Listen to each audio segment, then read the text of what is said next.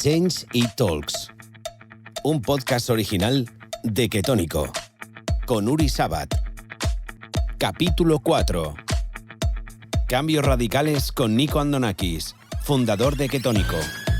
Nico, Uri, how are you? Super good. Give me your hand, buddy. I'm so happy to be with you in these change talks. Yep. And I think you are one of the persons that I want to speak with the most. Vamos.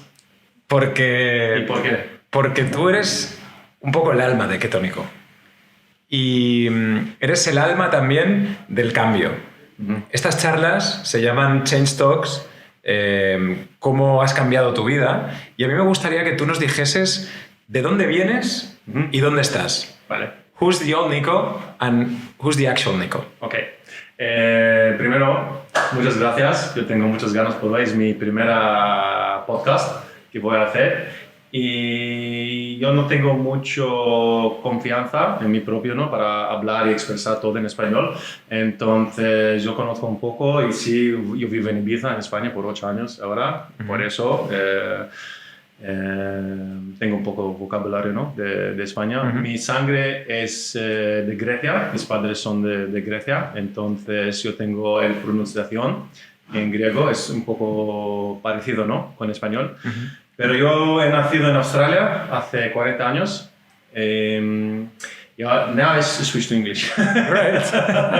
That's fine. So I was born in Australia, in Sydney, and for the first 30 years of my life, I didn't even know how to spell nutrition. In the sense of, for me, food was simply to cover the hole of I'm hungry, and I know that if I don't eat, I will not be able to move, to train, and to do all this, to operate in life. Mm-hmm. I had a very strong experience in my now home, Ibiza, and basically woke up one morning and it was like God presented me with 2 options, or the universe presented me 2 options. Option A, continue to live the way you're doing, okay? Alcohol, poor choices around lifestyle, around food, etc. Or let's flip this entirely and let's make the change. And that's a decision I took in October 2012, so it will be 10 years later this year. And since that day, Uri, I have basically understood that lifestyle is ridiculously important.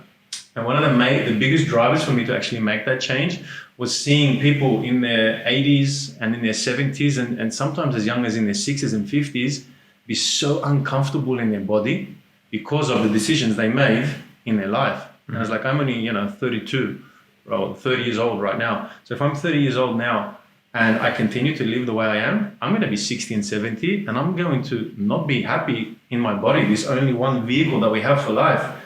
If I make these changes now, I'm going to be 60 and 70 and 80, and I want to still be doing handstands when I'm 7 years old, And this is the truth, and this is what I'm aspiring towards. Mm-hmm. So these are the changes that I made. I don't know how deep we want to go into my food journey, but when I first started the transformation of food, let's say, because diet was the biggest one for me, mm-hmm. It all started with a little berry, which is grown in Brazil called açaí. Mm-hmm. So my best friend now, who is also my ex-wife, her name is Marilena. We were married, of course. And at the time that we were married in Australia, she rang me one day. I was in a meeting and she left a message, said, Nico, I found this incredible, youthful, anti-aging berry. It's super high in antioxidants, and the bonus, it tastes nice. So fast forward a few months, I fell in love with this berry. We moved to Ibiza more or less the same time. And I was like, wow, there's a bit of a market here, because some people know what is açaí, but the quality was shocking. So me, and my another angel, another best friend of my life, his name is Antonio Area. We basically pioneered to import the first organic açaí into Spain. Mm-hmm. And 8 years later, Amazonia is the number 1 brand in Spain. And this was this connection of, okay, it's a food, it's a berry, it has antioxidants. What are they? It actually provides youthful skin and radiant skin, and actually makes us feel and look younger. Oh, so there is a connection with the food that I put into my body is actually going to have an end result on my body. Mm-hmm. I mean, it's very simple, no? But for the first 30 years of my life, I couldn't make this connection. So that was the first driver. Mm-hmm. Then I was like, okay, I'm going to go vegan, because I did this for 14 days. My man and I, we visited this beautiful villa, beautiful country house about 5 hours south of where we were living in Queensland at the time. So in between Queensland, Brisbane, let's say, and Sydney. And it was a medicine from Africa, from Ghana, I believe, called Iboga. And Iboga basically grabbed me by my ankles, turned me upside down, and shook out all of the preconditioning that I had growing up and let it all release. And it was like 2 weeks of purging, screaming, crying, yelling, getting all of these things out. And in that, one of the things that Iboga does, it actually acts like a sponge and it cleans the brain. It scrubs the brain clean, and then the brain becomes like a sponge, and it's just so eager to receive new information. So she, when I say she, the lady hosting the space, she actually might just watch a few documentaries, and it was very good timing from her, because in this space when our brain is now sponge to receive new information, she put a documentary, and I'll never forget, it was called Food Inc. So basically, after watching Food Inc., like sitting in front of this TV in an hour, in the space of the medicine, where I was in like day 5 or 6, I was like, wow, these, I don't know if I'm allowed to swear on this, but these fuckers, these people are treating animals with such disrespect. Factory farming is absolutely not destroying animals, it's destroying our planet. And you know what? I'm going vegan because this is wrong. So what I did was I became a vegan, not because of love and compassion for the animals or the planet, but I did it out of vengeance to these guys, or to the people who were supposed to be looking after these people on the farms. Wow. So I've become an angry vegan right now. Okay? You're still vegan now? No. This is the whole thing about transformation and change. And I don't want to be dogmatic in any of my approaches right now. So if I'm preaching something today and I find out something tomorrow which is completely contrario, that's super important, opposite, then I'm going to not swallow my words for the last years, but be open and say, guys, my experience led me to where I am right now, and I've actually found a new piece of information which is going to support me and the people around me and the planet. So no, I'm not a vegan right now, but back then I was an angry vegan, okay? And so I still used to judge people, and I was like, so many times I would like speak to people and say, do you know what you're doing by eating that piece of meat or eating that chicken? You are contributing to the destruction on this planet, and you have no empathy for other living souls. I was at a festival maybe a year and a half, 2 years after my vegan. So I went vegetarian, then I went vegan, and then for the last 5 months I was a raw vegan. And when I became raw vegan, Uri, I became so proud of myself. I used to beat my chest and say, I am the healthiest person on the planet because I've chosen the most difficult and the healthiest diet on the planet. Our ancestors never used to grow kale and broccoli, okay? they didn't, this is the truth. So I was at a festival in Australia, and I went into there was a store there like promoting Ayurvedic herbs and medicines. So I went in and I sat down, and the first question he asked me, how's your diet? I said, amazing, I'm super healthy. I ate organic food. He's like, okay, cool, what kind of food do you eat? I said, I'm a raw vegan.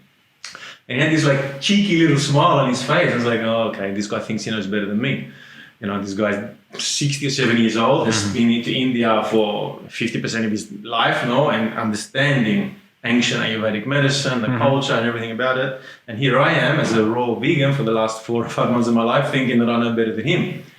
So I was in there for an hour and a half, and I actually left there eating a plate, it was a vegetarian plate, but it wasn't raw, so there was like rice and some veggies and turmeric and stuff. So basically I went in the raw vegan and walked out a vegetarian with a big bucket of ghee, I remember that I took home.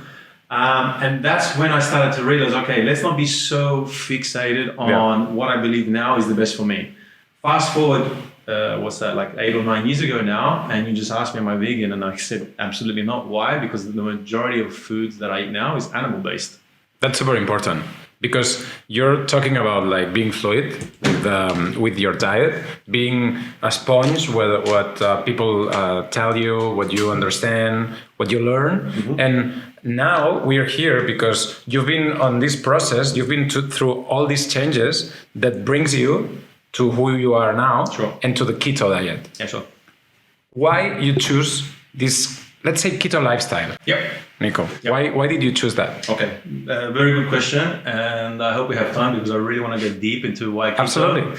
Because I'm telling you, a keto lifestyle, not a keto diet, because to me, and we've been discussing this before, sometimes it's not a matter of being strict with yourself or strict with your mind, but incorporating something into your lifestyle that makes you good, that brings you more energy, more power, more beauty, more health.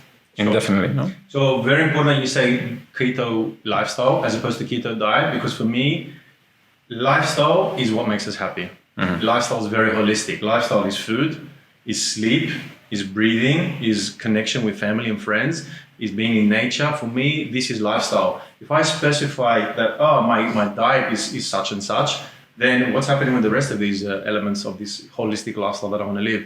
And more specific to keto cannot be just a diet. Why? Because when you learn about keto, you learn that the body actually has two fuel systems. It can burn fats, or it can burn sugars and carbohydrates, which, I don't know, a major proportion of the planet today have only been exposed to. So you actually learn, wow, I can switch from burning sugars to burning fats. And when I burn fats, I have more energy throughout the day, I have better sleep, my hormones regulate, I have improved cognitive function. And it's like, I have like jet fuel in my body. This is the truth. So you learn how the body works on a scientific level, let's say. In addition to that, keto is very connected to fasting. Okay, so again, it's not a diet, it's a lifestyle. Why? Because when I first learned about fasting, I was like, are you serious? I need to eat 5 or 6 times a day, because I used to do, a lot of weight training when I was younger, when I finished my football career. And I was like, all my coaches said to me, you need to eat 5 or 6 times a day, your metabolism needs to increase, and you need to eat so much energy and X amount of calories. Okay, so this is what I thought. So when I heard about fasting, I was like, you're crazy. My muscles are gonna drop off and I'm gonna wilt away. So what it does is also breaks down these I call it brainwashing, but all of these the mindset, the conditioning of the mind to think that if I don't eat, I won't be able to thrive. In fact, when we go through fasting now, we actually understand fasting. I've actually completed some extended fasting. So in addition to the 16 hours, which I do 5 days a week, I've done 11 days of just water and nothing else. So you can imagine what that did. Wow. Yeah, 11 days? 11 days of just water. How do you feel? Days 2, 3, and 4, you feel like shit, basically. We need to say that this is just for experienced people like Absolutely. you, that you've been through Absolutely. a journey, I had a life journey, Sure. and you are with a knowledge that 99% of the people have. Sure. So please don't go and finish after this podcast, not eat anything for 11 days. Absolutely not, because you can apply massive trauma on the body. I was leading up, so for the 2 years leading up to that 11 days, I was doing multiple times of a 24-hour fast, 36-hour fast. Then I did 3 days fasting, and so on and so on. And how do you feel? So day 3, up to days 1, 2, 3, and 4. Day 1 is a little bit strange because it's like, okay, there's a shift here, something's happening. But then day 2, 3, and 4 especially, you feel like crap. You have zero energy. And then basically what happens is the body starts to go into this incredible, I know I'm digressing, but I'm going to come back to the question of why keto. Of course. As to why it's around about that stage of day 3, 4, or 5, I can't recall exactly, but the body switches into this really this process which is called autophagy. So when you break that up, it's autophagy. Phagy comes from the Greek word phagito, which means food. So what that actually means is, the body's because these bodies are so intelligent, these human bodies that we live in, that we get to call it our own. Yeah.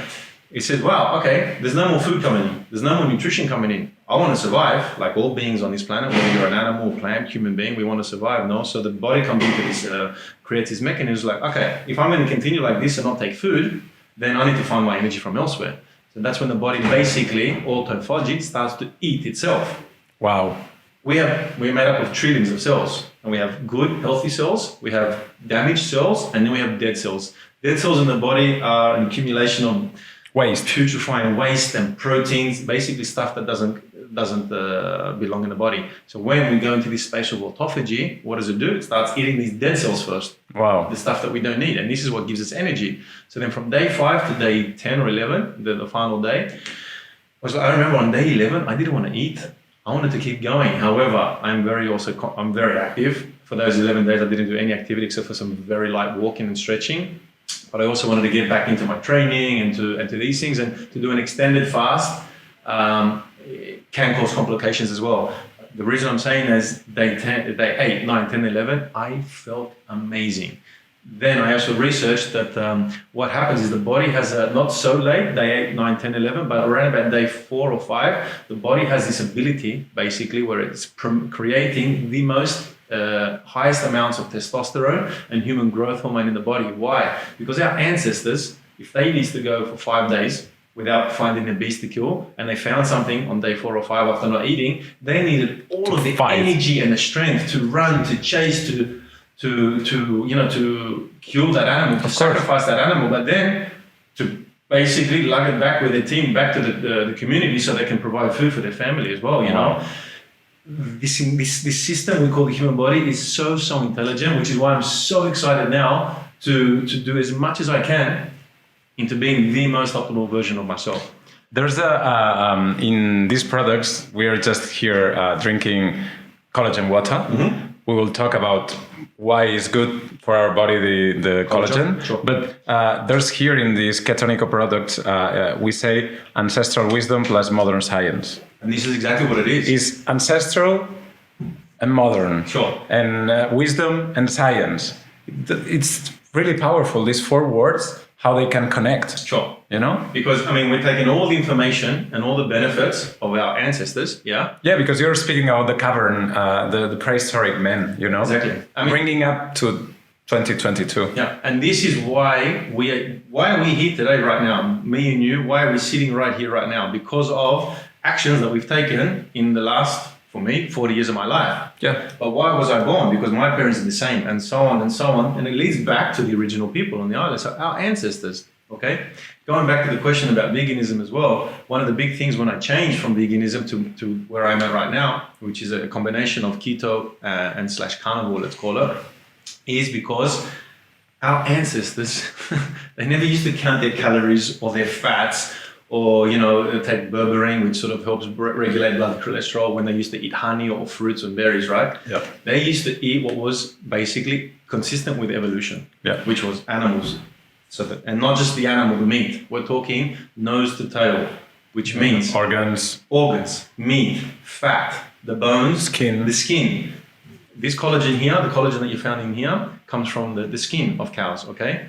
And again, with the modern science, we understand, okay, if we're going to extract collagen from animals, what does that cow need to have for it to be healthy for us? It needs to eat grass, and grass only. That's why it has 4 stomachs, okay? The second we start feeding any animal, especially a cow, for example, something that's not consistent with its evolution, such as grains or whatever is cheap to feed them, the quality of their meat and their organs and their whole makeup is not going to be what we need it to be. So again, applying the principles of ancestral wisdom and modern science is like, okay, we're going to source the best animals ever. The best animals ever are cows that only eat grass, so grass-fed and grass-finished, because a lot of time when you hear grass-fed, they're actually finished with grain and cereal. Mm-hmm. So our cows only eat grass for their entire lifetime. They're not exposed to any hormones, antibiotics. Why? Which is very important, because again, we're gonna consume those toxins when we're consuming the collagen. And for me, you know, all of our products, a little bit of a product spill here, but collagen water, why do we create that? Why? Because I want to take collagen daily, because once we get around about 25 or 30 years old, our natural ability to create collagen in the body starts to decrease. They say by up to 8% every year. So we really, really need to make sure that we're taking this collagen, this bioavailable protein. And for me, it's so simple. You have this on your bottle, in your bottle, on your desk, in your bag, on the plane. Well, on the plane not because of new regulations, but you literally twist the lid.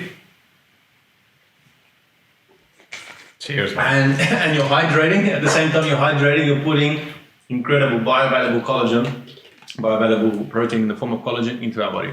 That's a very important thing, because we're talking about change. We've been speaking about your change, but how someone that is listening to us, ¿cómo puede alguien que esté escuchándonos ahora cambiar de una forma fácil? Porque estamos en una sociedad, we're living in a society that we need easy things to do, you know, like people doesn't have time, people doesn't have sometimes the effort, sometimes, you know, like we need pequeños pasos que sean fáciles.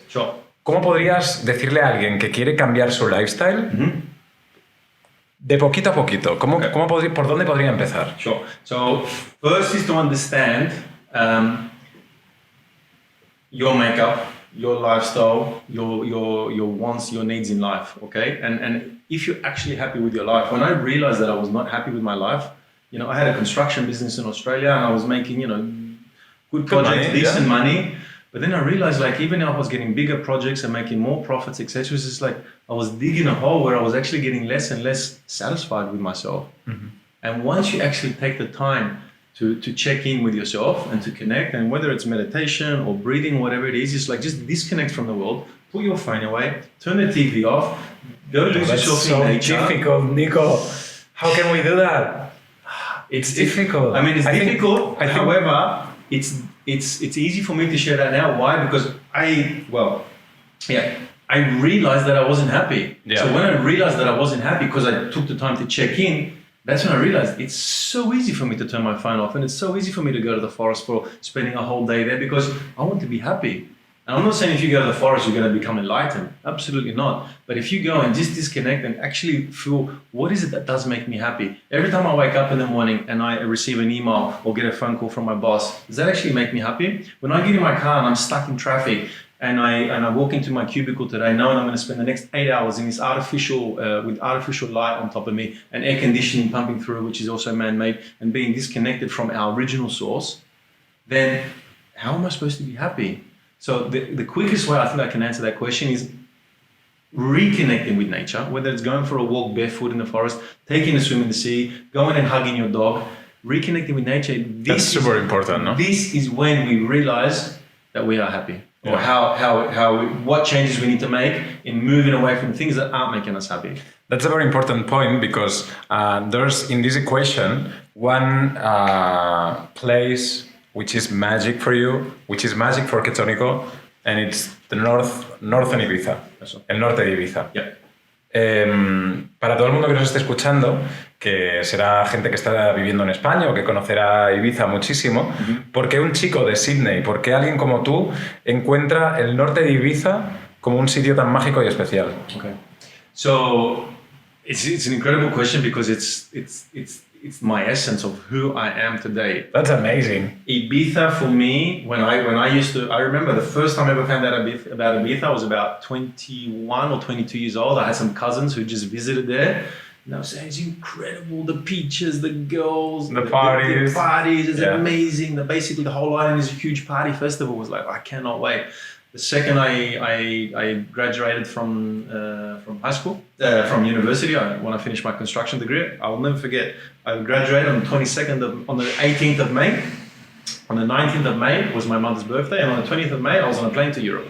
And we were supposed to visit Ibiza for 3 nights in that 4-month trip, and ended up being a 5-month trip. And we ended up coming back 4 times for a total of 20 nights because I absolutely fell in love with Ibiza. I didn't realize at that time I actually was connected to the energy of the island, although at that time it was just like beach, space, club, and hotel. It was like a triangle, you know? The triangle, the form of the triangle used to change. I know what you're talking about. Whether I went to space or to whatever. Exactly. Yeah. However, going back to the question now of why the north of Ibiza.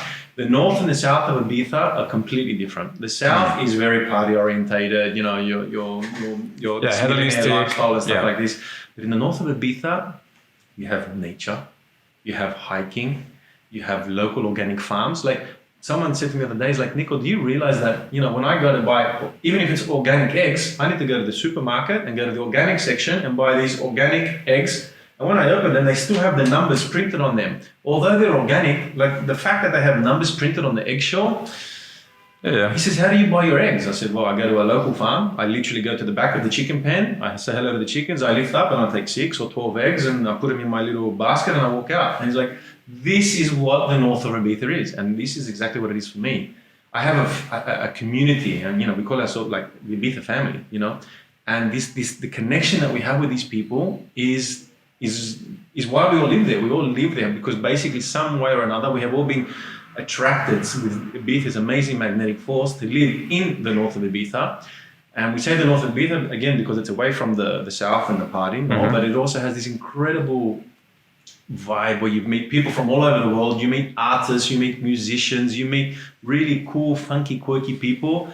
And, you know, some days I want to be social, other days I just want to go to a secret beach, which I love, and just like be there with myself, of course, with no phone, and just watch the sunset and listen to the birds and just like wow, I'm really, really, really content with my life. And the north of Ibiza is what does that. This is what it is.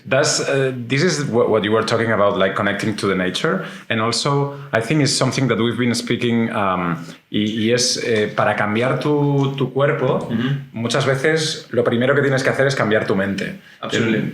Change your mindset, and then you will change your body. Pero a lo mejor hay gente que nos está viendo, que nos está escuchando, que dice, me encuentro cansado, me encuentro pasado de peso, me encuentro sin energía, pero el mindset es lo primero que tiene que cambiar para iniciar ese journey. 100%, ¿no? 100%. And even though the mindset comes first, it's funny because when the mindset comes first, it's sort of like you activate something. It's like, I want to do it. And then, for example, I don't know if you guys follow me on Instagram, but I'm doing this primal moves training. Sí, hablaremos de esto. Sí, and it's like I have a brand new spine, I have brand new ankles, I have brand new shoulders, I have brand new hips. Why? Because it's like I'm undoing all of the work, me sitting in a chair for 10 hours a day when I was in my construction or my commercial life.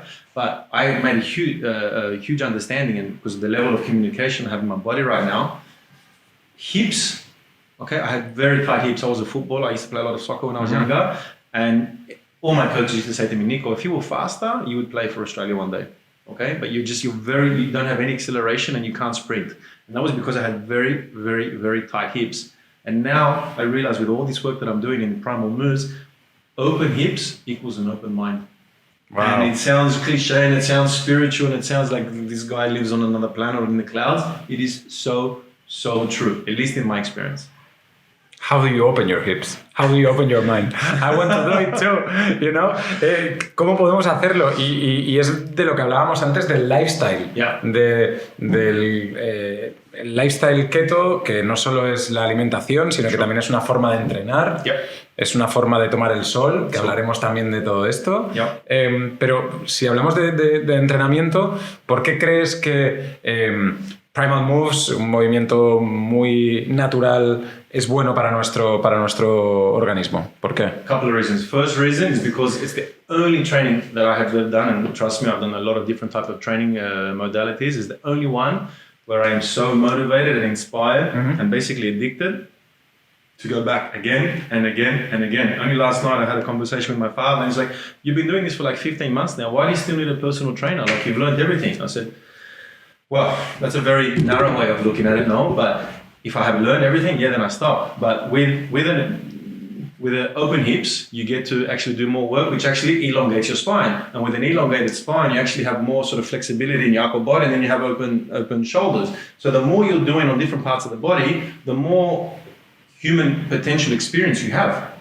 Wow. So it's like the more you do, the more you want to do, because you are improving and improving. It's like the line actually starts to really, really amplify. That's one. And the other reason is because there's no weights, there's no dogma, it's very relaxed. Nick, for me, is one of the most incredible movers of the human body that I have ever met. Lo tendremos también aquí en las Change Talks. We will interview him. Which is going to be a very, very unique podcast Ibiza. because his experience, his history is amazing. I'm not going to share anything. I will allow him, of course, to do it. And that we do things, again, going back to ancestral wisdom and meets modern science, going back to our ancestors. What did they used to do? They used to crawl, they used to climb, like if you see a child, what does a child do when he goes to do a poop? Yeah. Child, what does he do? Yeah, she crawls. My child crawls. Crawls, but when they're taking when they're taking we use the word dumb, but when they're doing this, what position do they take in? They take a squat. No sé cómo they take a squat. Sí. Why? Because this is the way that our bodies have. Sí, tu intestino está como más alineado. So for me, it makes total sense to do activities, physical activities that our ancestors used to do, because our ancestors never used to have incidences of lower back pain and disease and different disorders, because they used to live in the most natural way possible.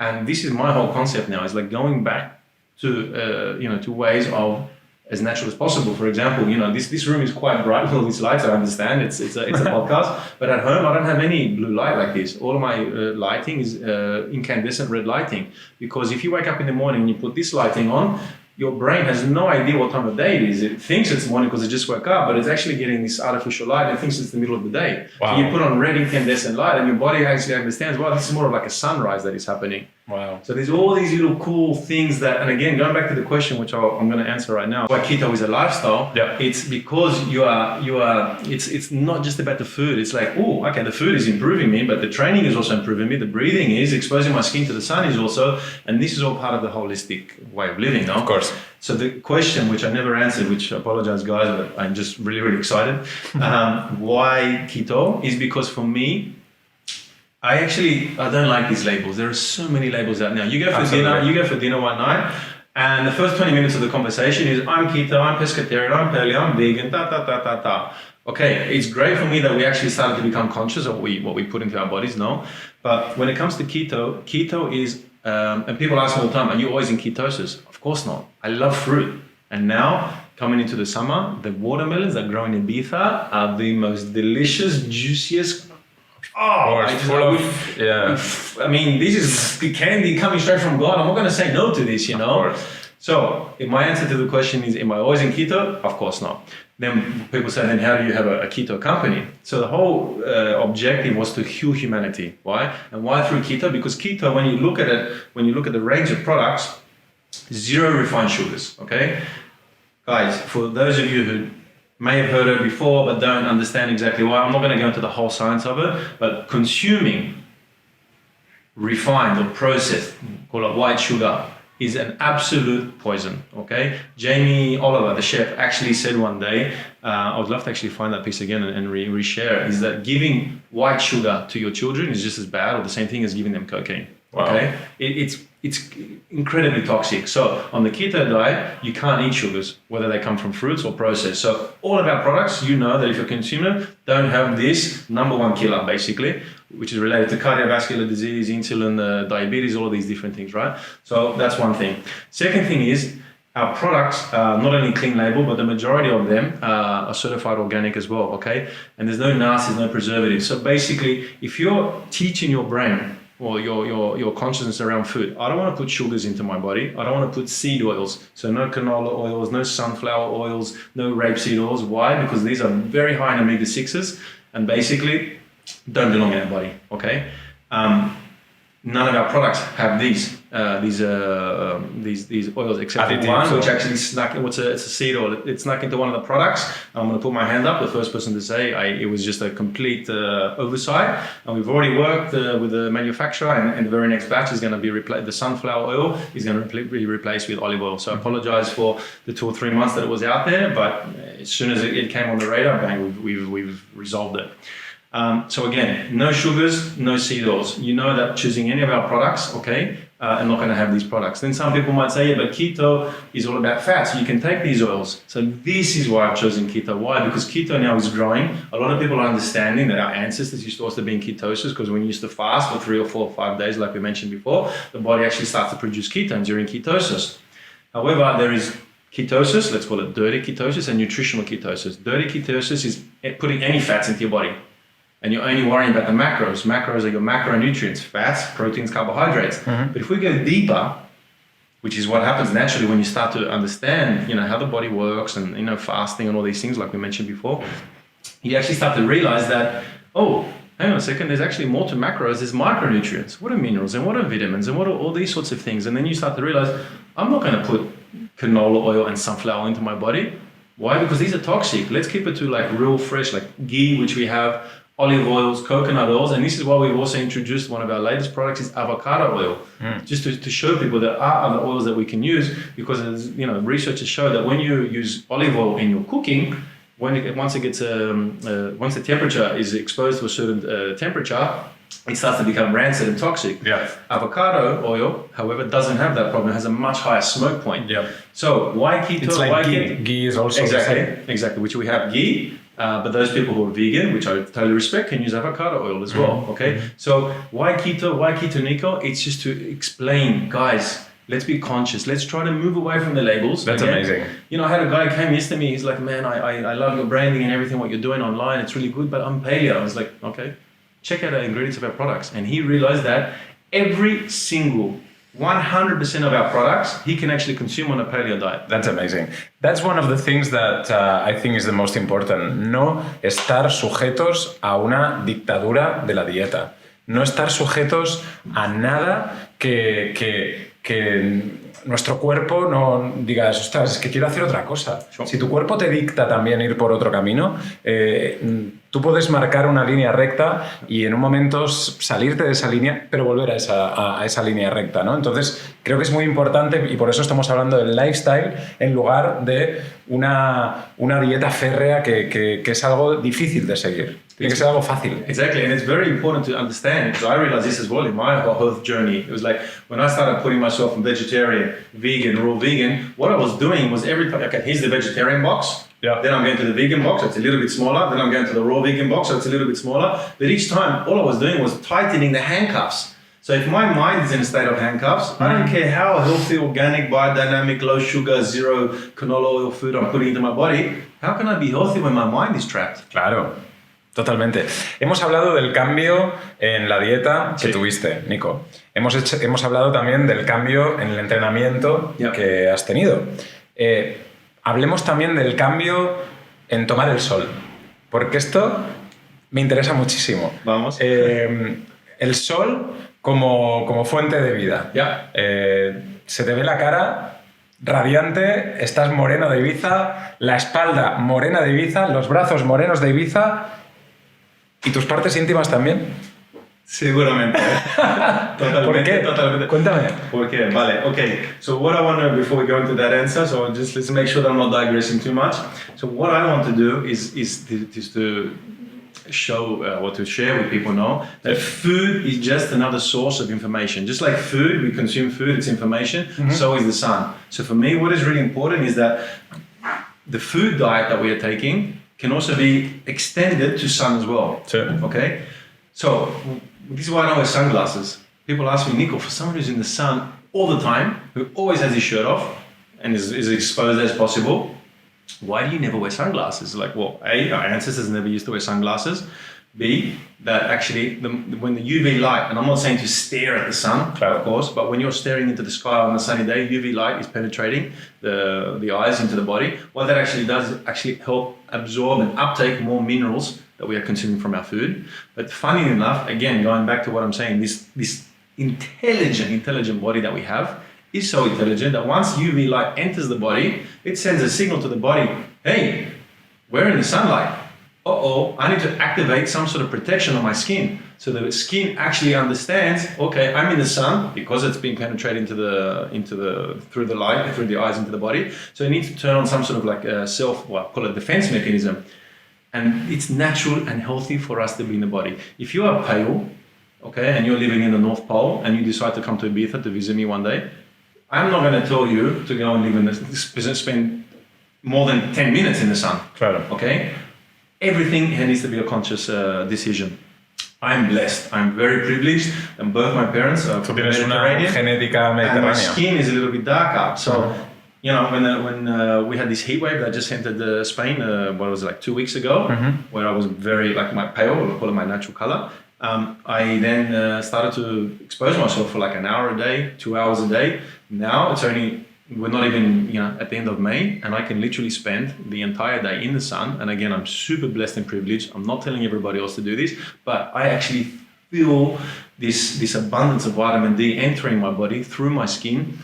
And I feel like the improved mood. I feel that my sleep is better. The body clock, the circadian rhythm of the body, where the body understands, okay, now it's morning, now it's afternoon, and that's evening. This is ridiculously important for our health because our body goes through this cycle of when it's waking up, when it needs to do certain things, and when it needs to wind down again for the end of the day. Wow. And the question of why my private parts, or why I'm like fully exposed my entire body to the sun, is that the piece of skin in our genital area is no different to the piece of skin on the rest of our body. So it's like, why would I want to hide that? Because society is telling me that it's not nice for me to be naked.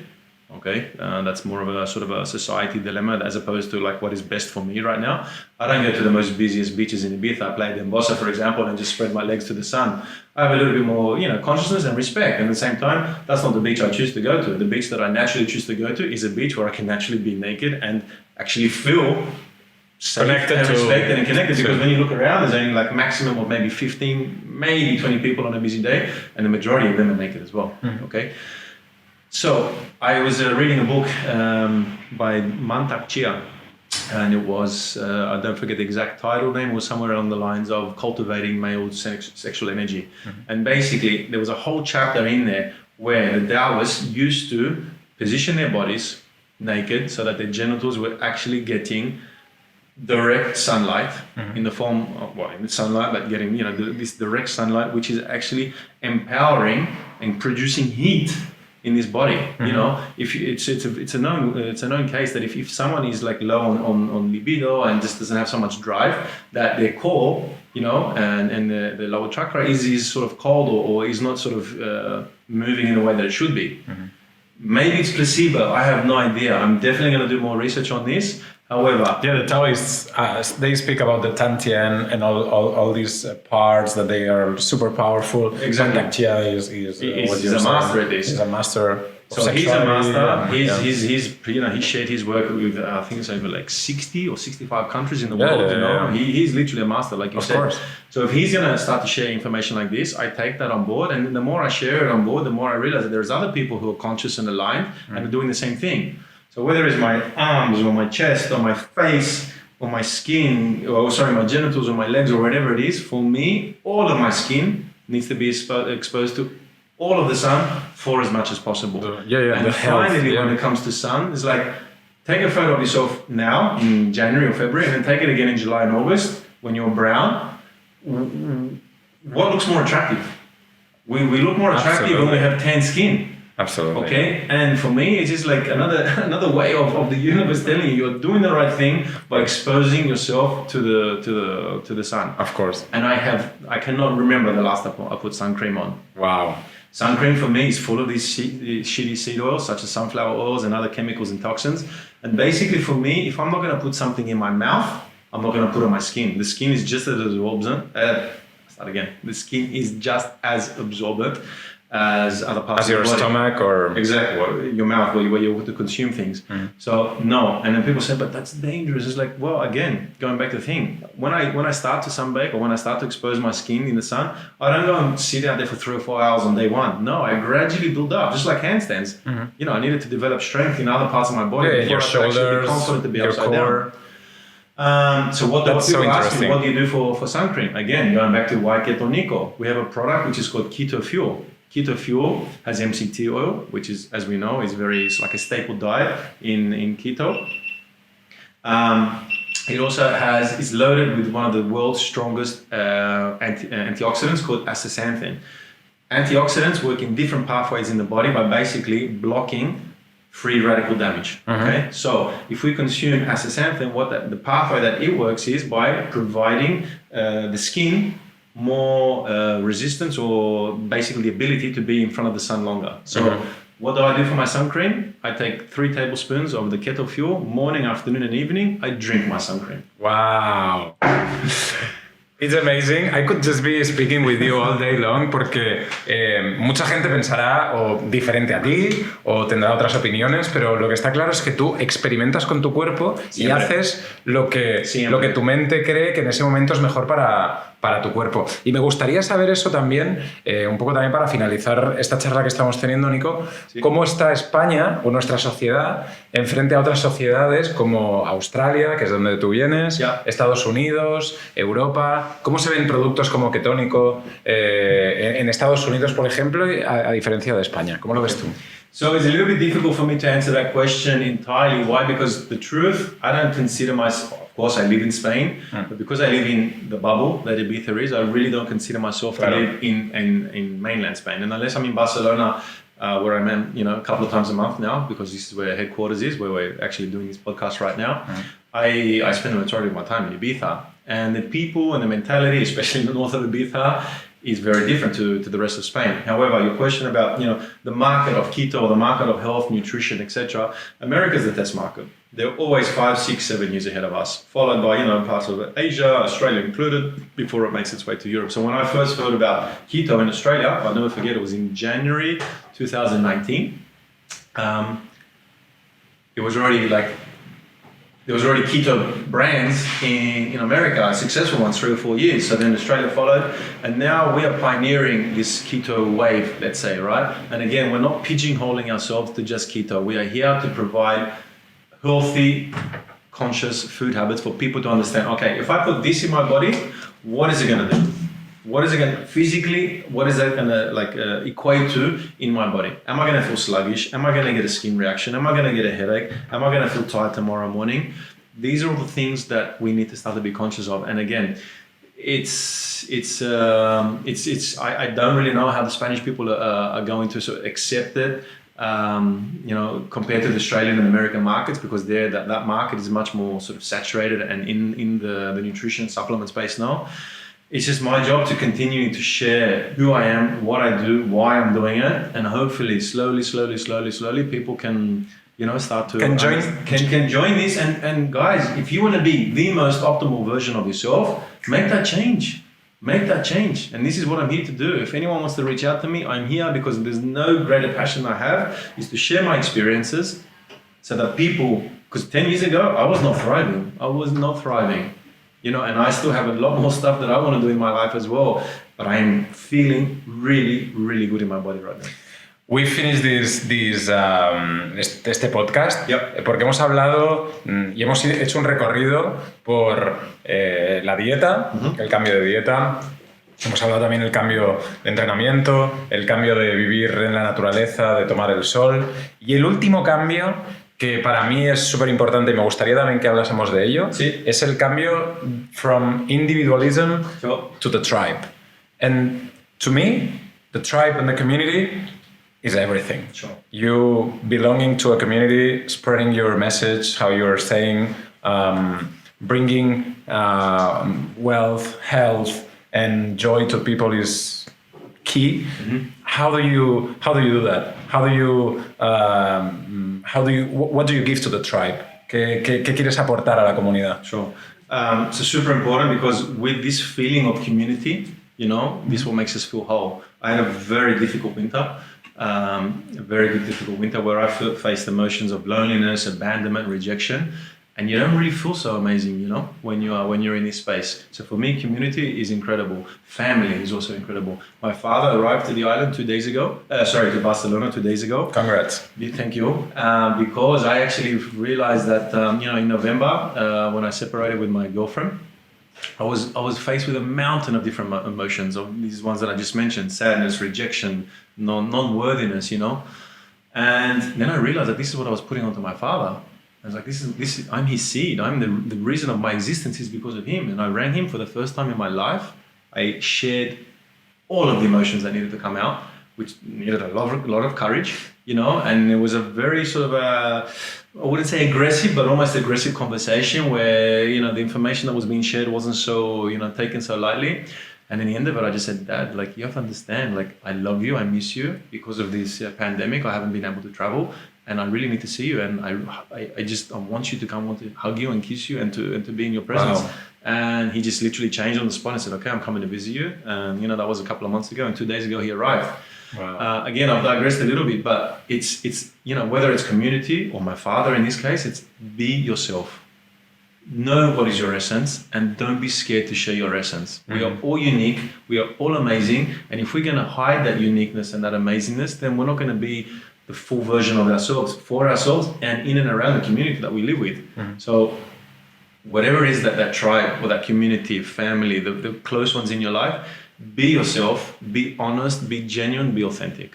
I think that this is one of the key points of Ketonico, the Keto tribe. What we want to show to the people, con este podcast y con muchas otras cosas que estamos haciendo. Y creo que también es importante por el momento en el que venimos, ¿no? Un momento de pure loneliness, un momento de enfermedad, un momento en el que mucha gente, por desgracia, ha perdido a seres queridos, que hemos estado muy separados y que no nos hemos podido abrazar.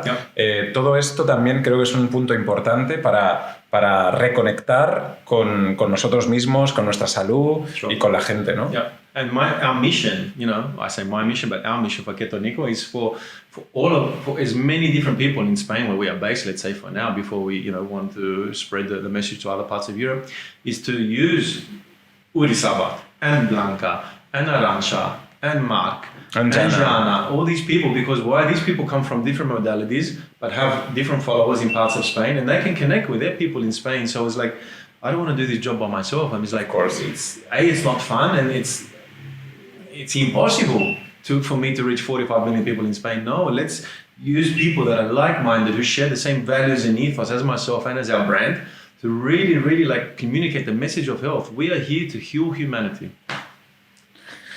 Amazing, Nico. Muchas gracias por esta charla. De verdad que podríamos estar todo el día hablando de muchas otras cosas. Creo que tenemos que hacer una segunda parte de este podcast. En Ibiza. En Ibiza, con la tribu de Ibiza. Total. Con la mesa llena de productos de Ibiza. Total. Y que tú nos sigas regalando un poco pues, tu visión de la vida, Nico, y cómo ves también, gracias a tus productos, un poco mejorar la vida a la gente. Muchas gracias, Nico. Super. Gracias a ti. Y sí, disculpa por todos los seguidores que están escuchando este podcast. No pude expresar todo lo que he explicado en inglés, en español. Sí. Pero antes de venir aquí, sí. me ha invitado a una cerveza. Muchas gracias por hoy, muchas gracias por la marca, Ketonico, todo el equipo. Si no me invitaba, no quería venir. Gracias, Jorge. Gracias, Nico. Gracias a ti. Change y Talks, un podcast original de Ketonico.